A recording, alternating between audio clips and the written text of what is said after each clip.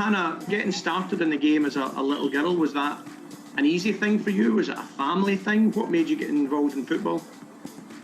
So my earliest memory was when I was about 4 years old. So I had a best friend in school and we did everything together. We'd kick around the playground together. And he told me he was going to a soccer school camp. So I was like, oh, that sounds like really fun. So I asked my mum if I could go with him, and she was like, of course, like just go and have fun, go and do whatever. So I went with him and ended up just loving it, falling in love with the game. And then obviously growing up, I spent a lot of time up in Scotland with my family. My cousin loved playing football. We was always out the front, kicking around the street. And I just remember my mum always telling me, he made a comment about like, wow, like this girl can actually play. So I think it's just funny because that's just what I used to do with the boys. I would just kick a ball around and then obviously fell in love with the sport. Soccer school I went to was Thornton Cleveland Football Club, and they were obviously a grassroots team, and I grew up just playing in the different age groups. And then I played for just the boys team at first because they didn't have a girls team. So me and my friends, we would just go and play, and we played every Saturday. And then eventually I was old enough and we were allowed to form a girls team. So it was really exciting because then I could play for both the boys and the girls and still really love my football. So I was playing like every day. Obviously, when I was at home, I was in the streets, I was playing with my friends. But I played for Thornton all the way up till I was about 11. And then that's when I got scouted onto academy. Tell me about the academy. So you went to Blackburn first, and then you were part of Manchester City as well. So yeah. What was that like, for you? Yeah, so Blackburn was obviously a huge step up from grassroots. So that was exciting. I was training like 2-3 times a week, and we were playing matches against other like Premier League teams. So that became more professional setup, obviously from a younger age. I just grew up playing for Blackburn, and it was just, I absolutely loved it. Like, they helped me develop. They're probably one of the biggest reasons why I'm here today. And then when it got to senior football, so women's football after the age of 16, you then had to choose if you wanted to maybe try for another team or see what happens. And I ended up trialing for a couple of teams, and Man City was the one that I wanted to go to. It was a big step up in terms of facilities and stuff, and it was just a completely different environment from one that I'd grown up in. But compared to where Man City are today, it wasn't. You could tell they were progressing with a final goal of where they're at today, but it was a lot different back then. But I still knew that like one day this club, you could just tell their expectations, their goals, their planning was just amazing. And at that point, were you already thinking about trying to take football as far as you could go in terms of seeing if there was any kind of career out of it, or was there still not really the thoughts of a pro career at that time? Well, I think at Man City, it was we were training so often, so I was driving down over to Manchester most nights of the week, and it started to feel more, not full time, but it started to feel more serious. I knew I was in love with the sport. I knew I didn't really want to do anything else, and I was in the development squad at Man City, so I knew there was always this possible chance of breaking into the first team, which is obviously now then full-time football. So I had a few training sessions. Nick Pusher was amazing. He would bring in young development players and let them come in and train. So yeah, I knew I loved the sport. I knew I just wanted to keep playing no matter what and see where it took me. And it took you to South Alabama College. Tell me how that came about. I mean, that's a massive move for a young girl. Yeah, so like I said, when I was at Man City, I always knew, like, look, if I keep working, like, the end goal could be Man City first team, and that was huge. Like, that was just amazing. So I was almost set on staying in Manchester. But then I had 2 friends that flew over to Alabama, and I was like, oh, that's cool. Like, it's amazing. And then they started sending pictures and social media, and I was just like, wow, that really does look amazing. So then they started to like almost selling it to me. And they said, look, our manager's interested in you, at least like maybe come and look or whatever. So he came and watched the Man City game, and he spoke to me at the end, and he just asked me what the plan was. And obviously I told him, and he just said, listen, we'll fly you out for 5 days and just see if you like it. If you don't, you don't. Let's just see. So I flew out, and it sold me from the minute I stepped off the plane. It was just the whole thing about it. Plus, you get your education, you play football every day, you're almost full time, living as close to a professional life as you can out there. So yeah, I just thought I might as well at least go out there and see what happens. I can always just come home.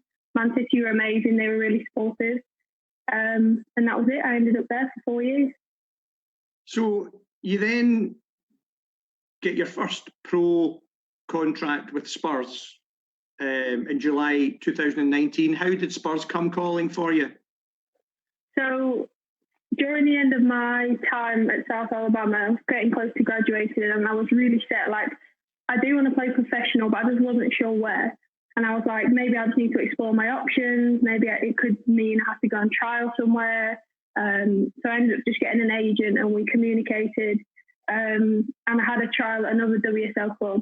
So I think I planned it to where I had like 2 to 3 weeks to get home, jet lag, recover, like get some touches on the ball before my trial. But as I was about to come home, I got a phone call saying Spurs want to see you next week. So I was like, okay, I'm just going to go do my best, like do whatever I can and see what comes out of it. So I ended up the following week driving down to London. I had a 2-day trial, and on the second day, I was offered my first professional contract, which was really exciting. Yeah, how does that feel? You know, when you perhaps in your mind weren't thinking that was what you were ready for in terms of coming back from America, you maybe weren't giving yourself enough preparation time, but you go, you do your trial, and a couple of days later, they're asking you if you want to sign professional contract. How big a moment was that for you, and how did your family react to it? Yeah, my family were absolutely over the moon. They are hands down my biggest support system, and the reason I am here where I am today. It was all just happened so fast. A lot of things just happened so fast, and it was meant to be. I guess I came home and I was there in time, and the girls were absolutely amazing. So I knew, like, Spurs just ticked every single box. So I didn't end up even trialing. I didn't even end up attending the second trial. I was just like, this is 100% where I want to be. I just got a really good feeling, and I was just so excited to get started. So how do you enjoy playing in the WSL then? I mean, you were voted the fans player of the year for your first season there in Spurs' first season in the WSL. How much do you enjoy playing at that level? Yeah, I love it. I mean, everyone wants to play at the top, and I don't think many people can argue the WSL is one of, if not the best league in the world. Especially now the calibre of players coming in, like, it's just an honour. Like, sometimes I just have to sit back and think, I can't believe I'm playing alongside or against some of the best players in the world. But I think that's where I've always dreamt to be. I've always wanted to be at the top, and I know this is just the start. So I think Spurs is a great foundation, and they're just going to keep pushing and pushing, and they know how far I can get personally. So I really like how they just want to develop, and I'm excited to see how far we can get as a club and me as an individual. And you're now playing alongside Alex Morgan. That tells you, you know, the kind of player that the WSL and Spurs as a club can attract. Yeah, I mean, it's a massive honour. I think it's amazing that she's chose Spurs, and we're an amazing club, and I know she's loved it since she stepped foot through the door. And I just think she's a huge name in the game, but she's also like an amazing person to have on the pitch, off the pitch. She's a prime example of a professional. So I'm really excited to see how much more we can all learn from her. And then you had your call up for Scotland just after the World Cup. What was that like for you? Was that a big moment for you as well? Oh, it was huge. It was almost a blur because it happened just so fast. I remember coming back from America with a plan in my head. I had this 4-year plan. By 4 years, I want professional football and international football, and I knew Scotland's who I wanted to play for. They have a massive place in my heart. My mum's my biggest fan. So I was coming back, and I obviously knew I wanted to play. I knew I wanted to get on the radar. And then fast forward to October, and I'm getting a phone call off Shelley saying, basically, pack your bag. So it was just all happened so fast. And obviously then I was flying out to Scotland, then to Albania in the Euro qualifiers. It wasn't even just a training camp or anything, it was straight in there, which I love. I think I thrive more off competition and big games. So yeah, it was amazing. It was very fast and it was very exciting, but I'm excited to see how far we can go. So you make your debut against Albania. Maybe the dream is to score maybe a 30-yarder, but your goal wasn't exactly like that. It wasn't far off. What are your memories of it? I mean, it's still a massive, massive moment for you. Yeah, it was huge. I mean, all I remember was I was so focused in the game and I was excited. We were keeping possession, we were on the ball, and first of all, I didn't even expect to start. I was ready to start, but it maybe wasn't expected in my first sort of camp international break. So yeah, all I remember is I was going up for a set piece and we ended up playing it short, and Erin puts an absolute beautiful ball in behind. Luckily, I timed my run and volleyed it into the top corner, and then it took me a few chances, but it went over the line, so that's the main thing. I still got on the score sheet. And how much do you feel part of the squad? I mean, in terms of the spirit that's in that squad. I mean, your mum's from Glasgow, so I'm assuming you can understand most of them. Yeah. But in terms of that feeling amongst the team, how is that for you?